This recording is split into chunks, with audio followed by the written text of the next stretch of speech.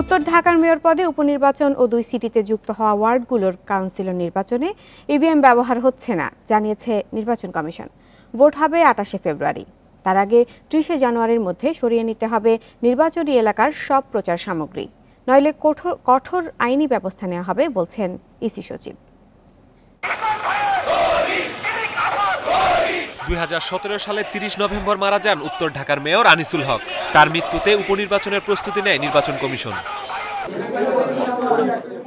পরে 2018 সালের 9 জানুয়ারি ডিএনসিসির মেয়র পদে উপনির্বাচন ও ঢাকার 2 সিটিতে নতুন করে যুক্ত হওয়া 36 ওয়ার্ডে সাধারণ ও সংরক্ষিত কাউন্সিলর পদে ভোটের তফসিল দেয় ইসি। সে অনুযায়ী ভোট হওয়ার কথা ছিল 26 ফেব্রুয়ারি।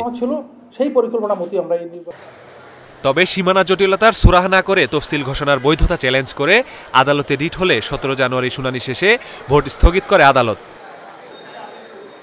এবছরের 16 জানুয়ারি উপনির্বাচনের তফসিলের বৈধতা চ্যালেঞ্জ করে সেই রিট খারিজ হলে খুলে যায় ভোটের পথ। 22 জানুয়ারি নতুন করে তফসিল ঘোষণা করে নির্বাচন কমিশন। এতে ভোট নেওয়া হচ্ছে 28 ফেব্রুয়ারি।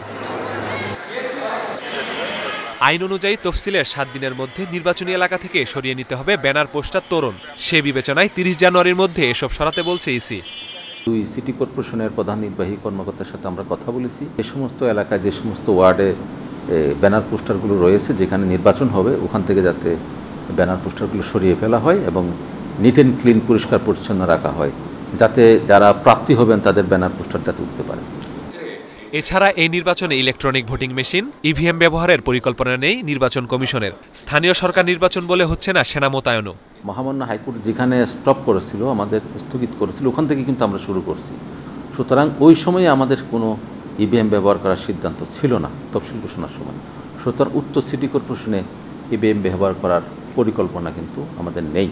ইসি সচিব আরও জানাচ্ছেন, নতুন করে 36 ওয়ার্ডে কাউন্সিলর পদে নির্বাচন হলেও 2020 সালের মে মাসেই শেষ হবে নির্বাচিতদের মেয়াদ। Masudur Rahman, independent news, Dhaka.